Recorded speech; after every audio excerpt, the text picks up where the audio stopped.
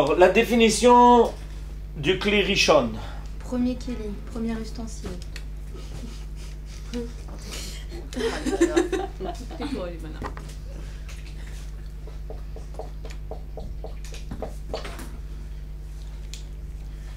Le kli rishon, traduction, le premier ustensile, est l'ustensile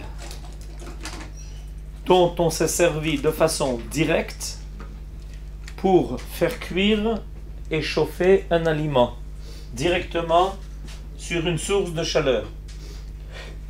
Peu importe si la source de chaleur est le feu, le gaz, l'électricité, le bois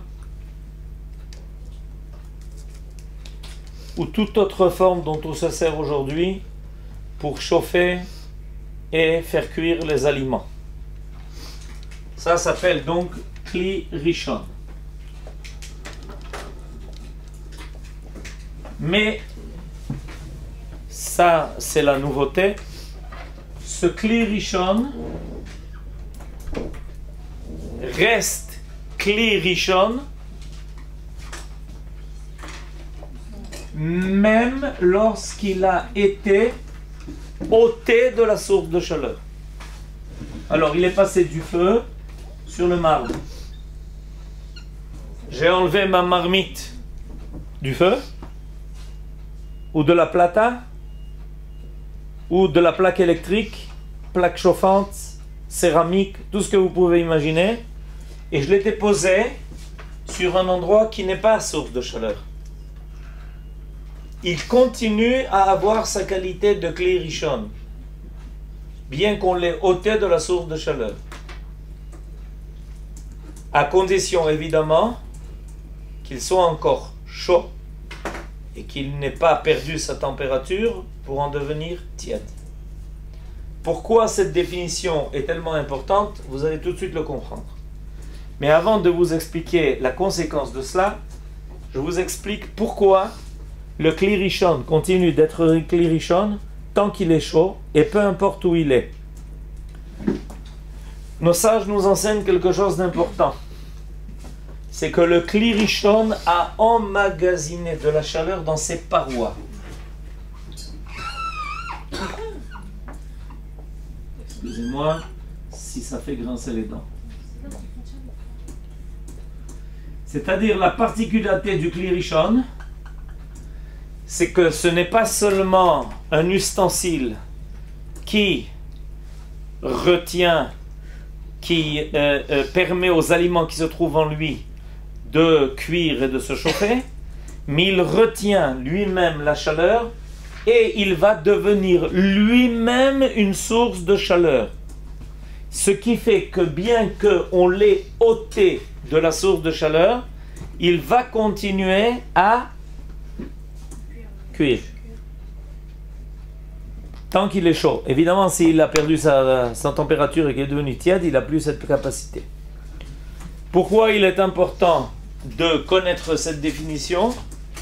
Pour une raison très simple, c'est que selon nos sages, tout aliment mis dans un kli rishon et qui n'est pas cuit entièrement, le kli rishon le cuit en étant sur une source de chaleur ou en l'ôtant de sa source de chaleur. Alors, si par exemple je prends ma marmite chaude, brûlante, et que je l'ai déposée sur le marbre, et que je mets dans ma marmite une tomate, parce que j'ai oublié de mettre une tomate dans la sauce, alors je mets maintenant une tomate qui n'est pas cuite. Eh bien, je la fais cuire et je suis en train de transgresser l'interdiction de faire cuire Shabbat, ce qui est évidemment très grave, l'interdiction de Bichoul. C'est ça le grand chidouche. Le grand chidouche, la grande nouveauté, c'est qu'on peut cuire sans qu'il y ait de source de chaleur en dessous. Tout aliment mis dans kli rishon, selon la définition de la halakha, est un ustensile qui fait cuire. Alors, je vais donner quelques exemples. Par exemple, donc j'ai donné l'exemple, on met une tomate qui n'est pas cuite pour essayer d'assaisonner. Ou on va mettre, on va rajouter de l'eau. de l'eau froide. On a notre fina, chamin, ça se dit en hébreu. Et on s'est aperçu qu'elle est en train de sécher parce qu'on l'a laissée et on n'avait pas mis assez d'eau, de sauce. Et puis tout d'un coup, au milieu du Shabbat, on s'aperçoit qu'elle est en train de sécher, de brûler. Alors qu'est-ce qu'on fait? On dit, on ne va pas mettre de l'eau là-dessus, pendant que c'est encore sur le truc. On dépose notre klirichon ici sur le marbre et on rajoute de l'eau froide. On est en train de faire cuire de l'eau. Donc on est en train de transgresser l'interdiction grave de cuire pendant Shabbat. Pourquoi? Parce que par définition, le kli rishon est donc un kli qui fait cuire.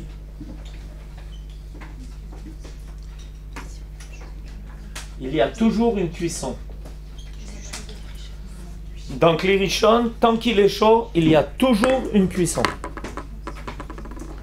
Alors,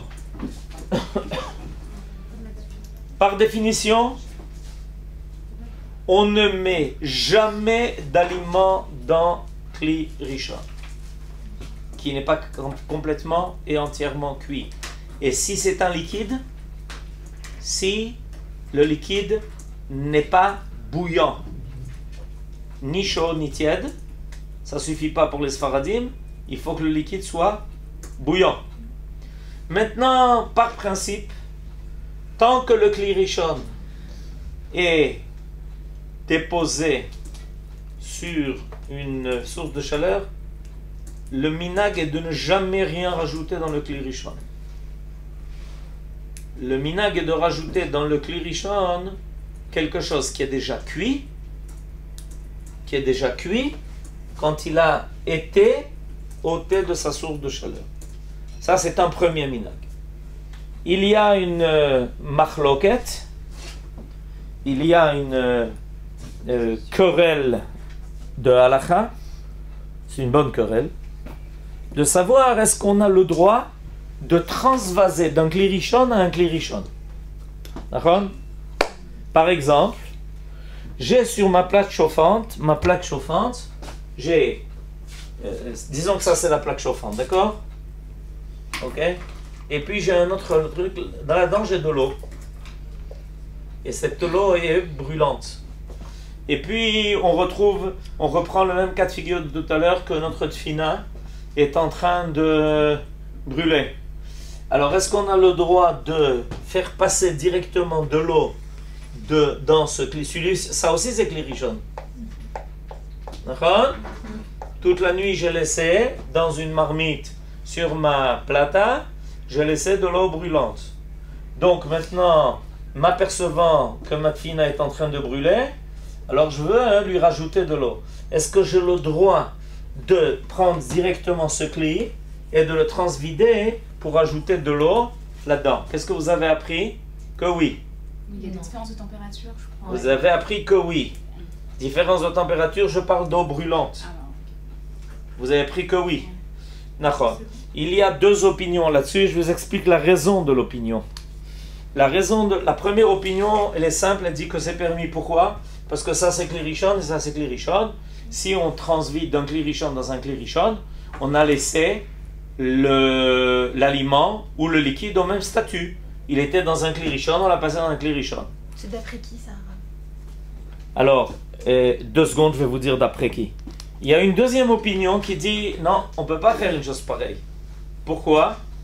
Parce que quand on va transvider du kli rishon l'eau dans ce kli rishon où on a le chamin, en réalité, il y a déjà une baisse de température qui se fait. Parce que ce n'est pas ce qui était dans le kli rishon, c'est ce qui a été vidé du kli rishon dans le kli rishon. Et ça porte un nom.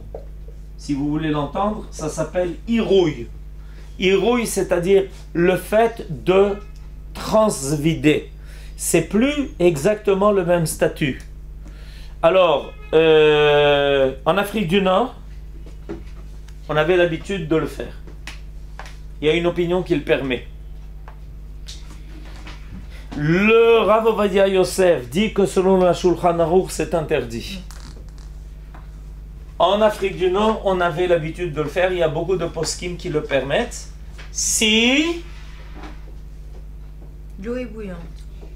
première condition. Pas laisser trop de temps, peut-être c'est cool. Deuxième condition, Il faut qu'il reste de l'eau, que ce soit pas que du soja. non, non, non, non, non. Tout ce que vous venez de dire ne pose aucun problème. Si ça ne se fait sans aucun intermédiaire.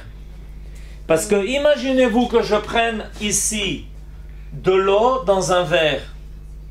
Parce que je ne suis pas capable de prendre toute la bouillotte. Comme ça on dit en hébreu? La casserole. La casserole, la bouillotte. Ça fait qualifier. Mais exactement. À partir du moment où j'aurai mis l'eau dans ce verre et que de ce verre je transvide ici, c'est déjà plus de klirichon dans klirichon, c'est de klisheni dans klirichon. Et ça, c'est formellement interdit. Il y a une possibilité de le faire. Une possibilité. Cette possibilité, ça s'appelle le secret de la... Ouais, j'ai oublié comment on dit ça en français. De la louche. De la louche.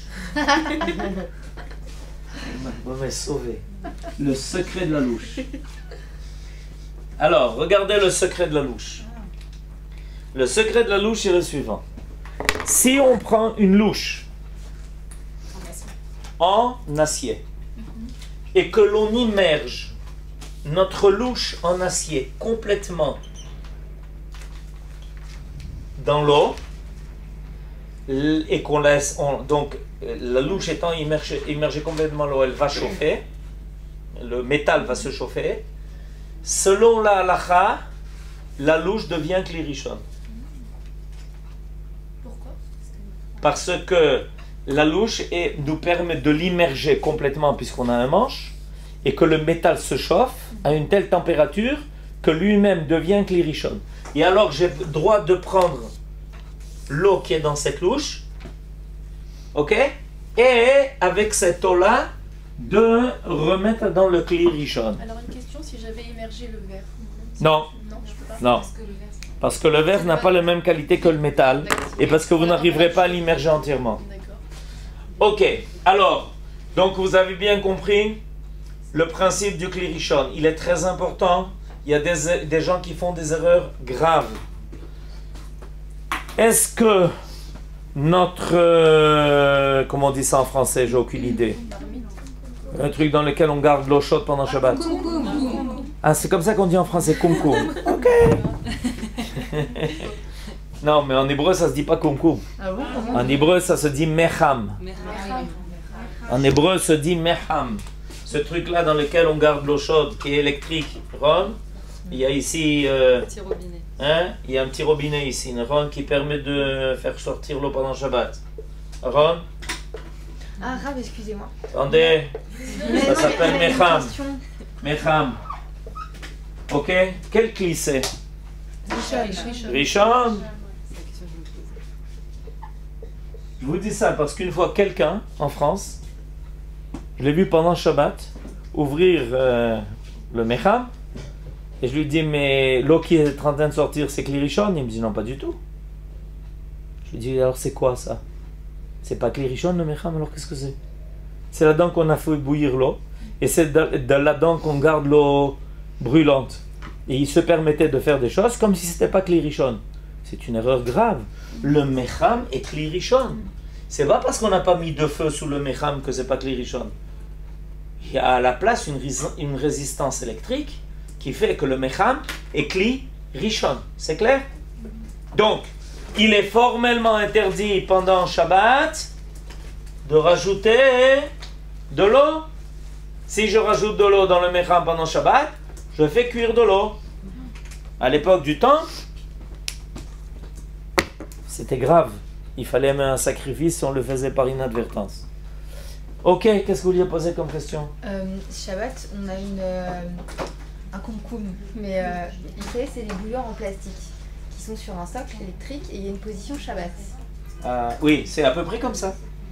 Ouais, mais c'est pas C'est tout la à même fait comme chose. ça. Est-ce qu'on a le droit, est-ce que c'est pas mouktsé de le prendre, De le prendre. et de se verser? Parce qu'il n'y a pas de bouton Non, pour. parce qu'en fait, il y a une lumière pour en appuyer. fait, à l'intérieur. Il est tout le temps allumé en fait, il y a une lumière. Et Et pourtant, c'est il y a un une pas. position Shabbat. Non, Quand c'est elle est un- position non, Shabbat. par contre, elle s'éteint pas. Et c'est un pas quand on est position Shabbat. Étant donné que c'est destiné à ça, c'est pas Moukti. Ah, d'accord. Puisque c'est a priori prévu pour étant utilisé Shabbat, c'est pas Moukti. C'est clair? D'accord, très bien. Yofi. Mais c'est pas idéal. C'est pas idéal. C'est pas idéal parce que par inadvertance, on peut toucher le bouton là-bas, c'est un problème. Alors, on a parlé de notre définition, Kli Rishon, c'est une définition qui est extrêmement importante. Il est absolument interdit de mettre dans Kli Rishon tout ce qui n'est pas cuit entièrement ou qui n'est pas brûlant. Et il y en a qui l'interdisent, même si c'est cuit et même si c'est brûlant, de peur qu'on en arrive à mettre quelque chose qui n'est pas cuit ou qui n'est pas brûlant. Oui. J'arrive pas à comprendre ce que c'est le Kli Rishon. Alors, de quoi on a parlé jusqu'à maintenant? Non, j'essaye de comprendre. C'est l'ustensile dans lequel on a fait cuire et chauffer. Donc la casserole. Pardon? La casserole, par exemple. Par exemple. Ou le- Naha. C'est l'ustensile qui a été en contact direct avec la source de chaleur qui a permis de cuire et de chauffer. בבקשה, כן. רציתי שהוא שם את זה מתנה. C'est clair? C'est pas clair? La marmite, la cocotte minute, la bouilloire, qu'est-ce qui vous manque dans cette affaire? Avec Shabbat. Parce qu'on va faire cuire avant Shabbat, après on va le mettre sur la plate. Nahon, c'est Kli Rishon. Dans la même marmite dans laquelle vous avez fait cuire avant Shabbat et que vous allez déposer sur la plata, c'est Kli Rishon. Vous avez raison. Ok. Maintenant, on passe à Kli Sheni. Kli Sheni.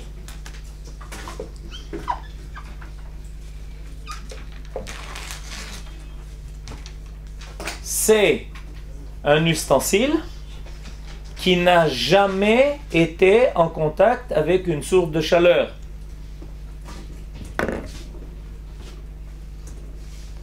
Ça ne veut pas dire que dans sa vie, on s'en est jamais servi pour une source de chaleur. En ce qui concerne Shabbat, il n'a jamais été en contact avec une source de chaleur. Donc en général, c'est quoi? Ben, c'est tout simple. C'est quelque chose qui a reçu les aliments ou le liquide d'un Kli Rishon.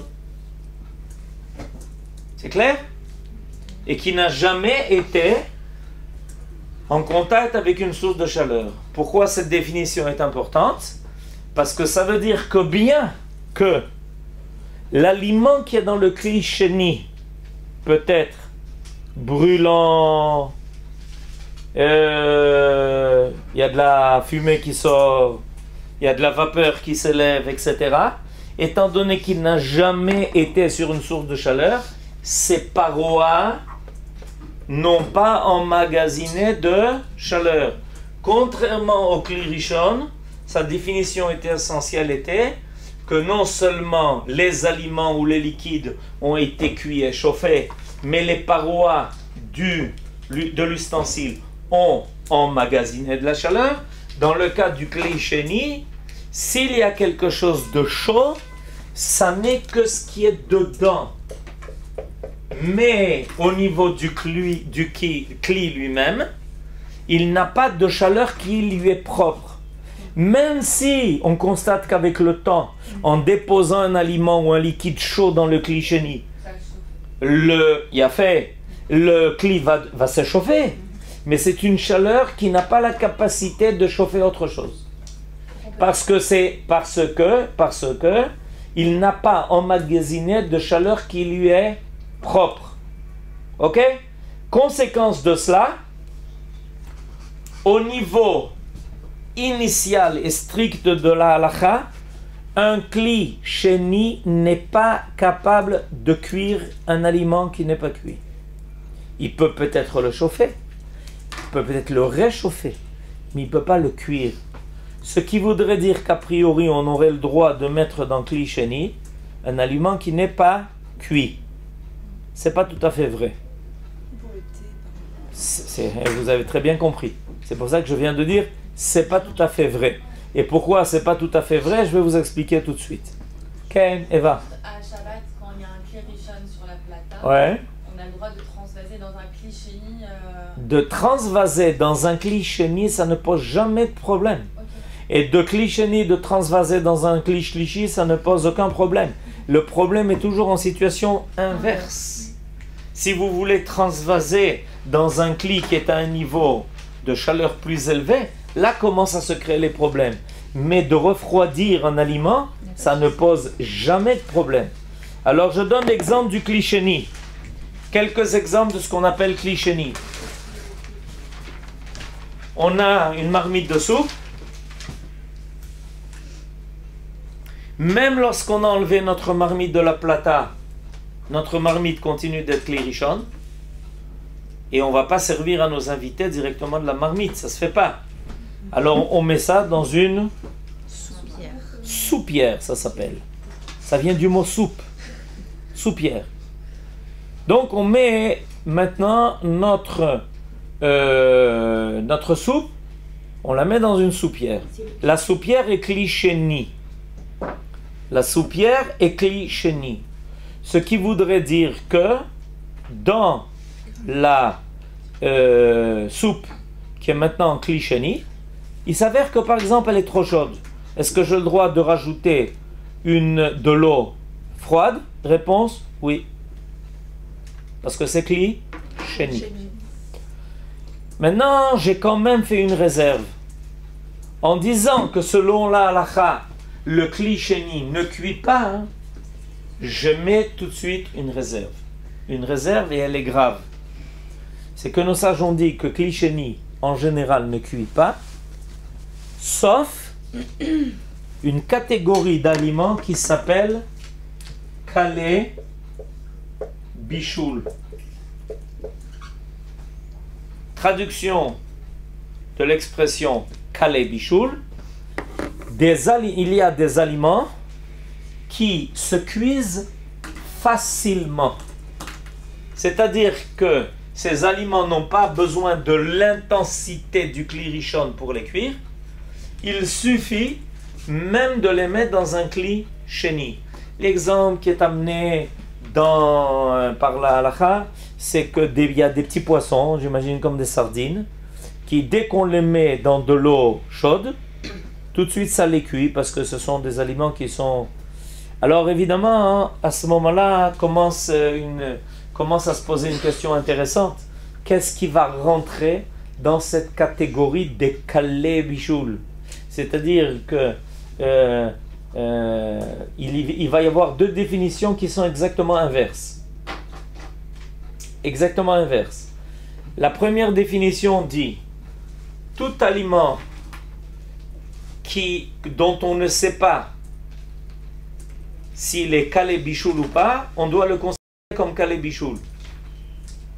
Donc c'est l'opinion qui est Mahmira, qui est sévère, qui dit il faut que tu saches que ça soit pas Kalé Bichoul pour que ça soit permis de mettre dans le Kli Sheni. La deuxième opinion est au contraire une opinion restrictive qui dit qu'on a le droit de mettre dans Kli Sheni tout aliment qui n'a pas été défini a priori comme Kalé Bichoul. Alors, il y a des gens qui sont très prudents là-dessus et qui, à cause de ça, ne se servent pas de Kli Sheni tant que le Kli Sheni est chaud pour y mettre des aliments. Alors, on arrive à la question qui a été posée tout à l'heure à propos du thé. Le thé fait partie de ces feuilles qui n'ont pas besoin d'être cuites et recuites pour être cuites. Et quelle est la preuve de ça? C'est que même si on met du thé dans un verre qui est Kli Sheni, on voit que le thé se dégage. Ce qui voudrait dire qu'il est capable d'être cuit même dans un Kli Sheni. C'est pour ça que beaucoup voudraient interdire la préparation de telles catégories, les infusions, etc., dans un kli sheni. Et qu'est-ce qu'ils réclament? Qu'est-ce qu'ils réclament? Kli shlishi. C'est quoi la définition du kli shlishi? Troisième. C'est quoi la définition? Pas la traduction, la définition. Troisième, c'est traduction. Bah, c'est pas chaud, ça cuit pas. C'est pas Quand chaud. on passe, effectivement. Non. La définition du kli shlishi, Ça a baissé en température. vous trompez entre la traduction et la définition. La définition du kli shlishi, c'est un troisième ustensile dans lequel on a transvasé quelque chose qui se trouvait dans kli sheni. Vous avez compris? C'est un principe qui est simple. Ce qui est transvasé du kli rishon est appelé kli sheni. Ce qui est transvasé de kli sheni dans un autre ustensile s'appelle kli shlishi. Alors dans le kli shlishi, sauf deux opinions qui ne sont pas retenues par la plupart des décisionnaires, le kli shlishi est défini a priori comme étant un ustensile où il n'y a pas de cuisson dans aucun cas. C'est-à-dire que quand on est arrivé au kli shlishi,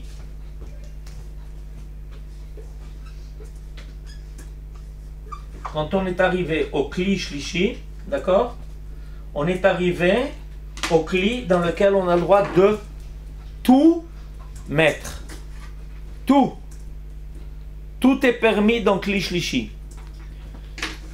Ce qui fait que vous rencontrez des personnes qui, à chaque fois qu'ils ont besoin de faire quelque chose Shabbat pour réchauffer, etc., arrivent toujours à une situation de kli shlishi. Parce qu'à un niveau de kli shlishi, il n'y a jamais de question qui se pose au niveau de la halakha.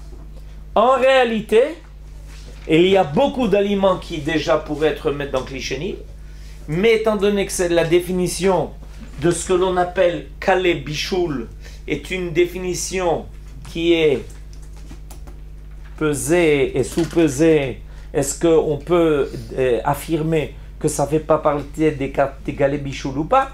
Donc beaucoup de gens s'abstiennent. Il y a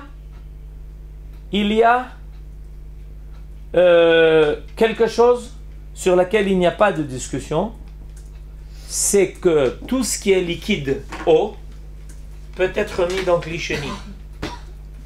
C'est-à-dire que, rappelez-vous que la semaine passée, nous avons étudié qu'il est interdit de chauffer pendant Shabbat un liquide.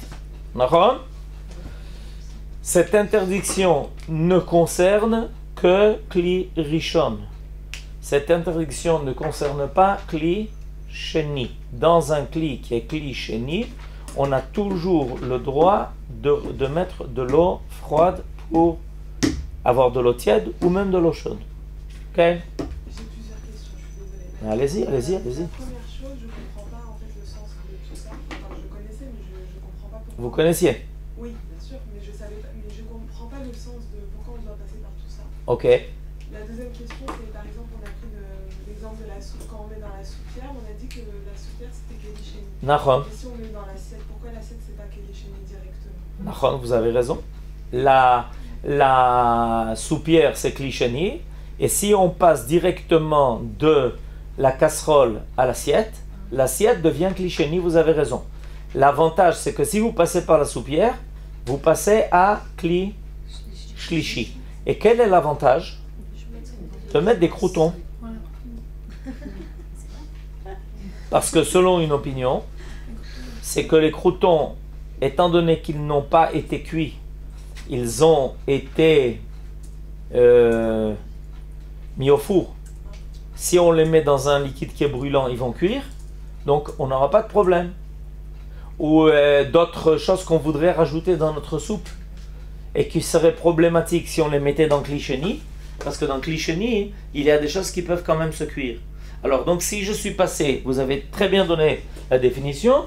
Si j'ai la casserole, kli rishon, soupière, kli sheni, assiette, kli shlishi, quand j'arrive dans mon assiette, j'ai le droit de rajouter ce que je veux.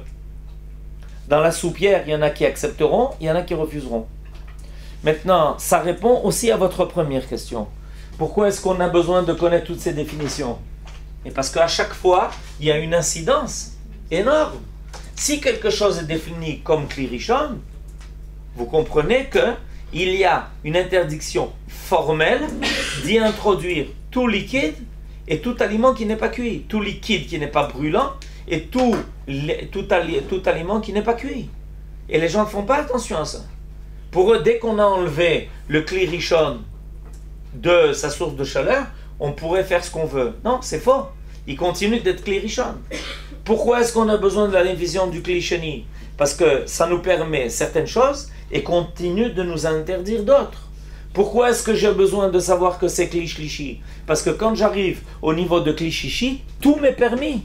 Je peux faire du thé, du café, mettre du lait, faire une infusion. Dans Kli Shlishi, tout m'est permis. Alors, quand je suis dans ma cuisine et que j'ai besoin de savoir ce qui va m'être permis interdit, il faut que je sois capable de le définir comme étant Kli Rishon, ou Kli Sheni, ou Kli Shlishi. Au début, ça paraît...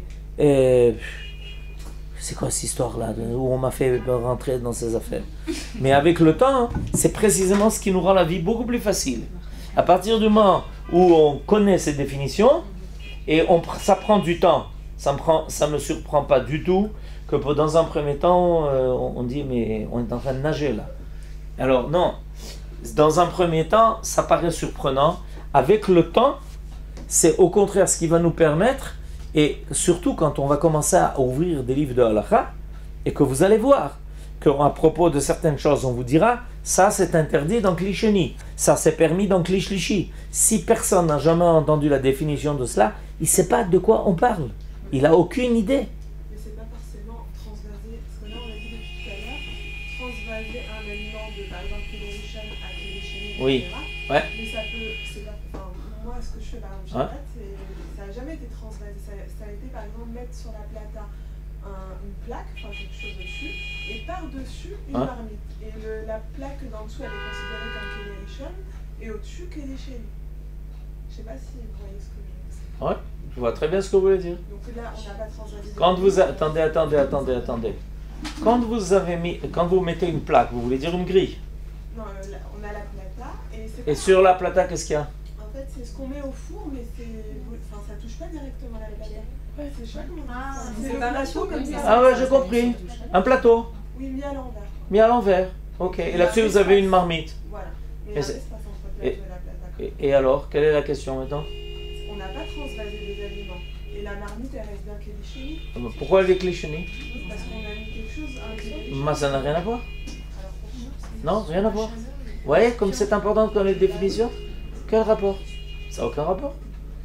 Si votre marmite maintenant est en train de chauffer sur la plata et qu'elle devient brûlante, vous avez maintenant dans votre marmite Kli Rishon. Votre marmite est Kli Rishon. Mais attention de rajouter là-dedans de l'eau. Vous êtes en train de mettre de l'eau dans une marmite qui est Kli Rishon. Le fait qu'il y a un intermédiaire, ça c'est une bonne chose d'ailleurs de le faire, pour ne pas donner l'impression qu'on est en train maintenant de faire cuire Shabbat, mais votre marmite qui est devenue chaude, elle a emmagasiné dans ses propres parois. Maintenant vous comprenez la définition?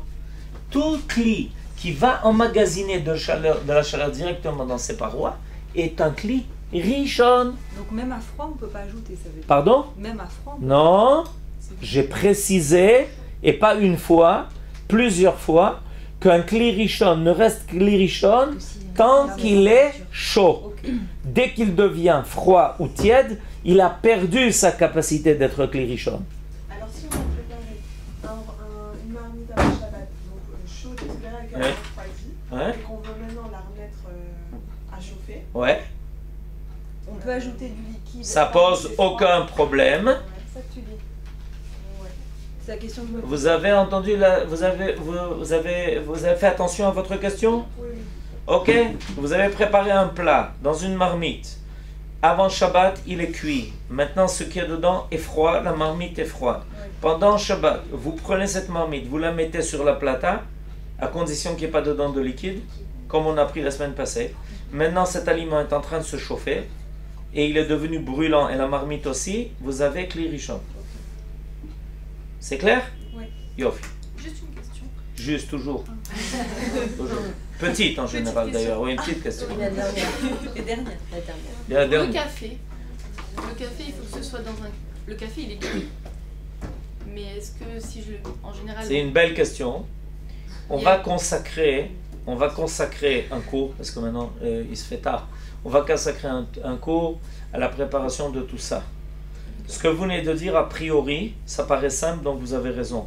Puisque le café est cuit. Le café est cuit, donc... Le café étant cuit, donc a priori, on pourrait même le mettre directement dans le Kli Sheni. Chez lui, oui. Mais...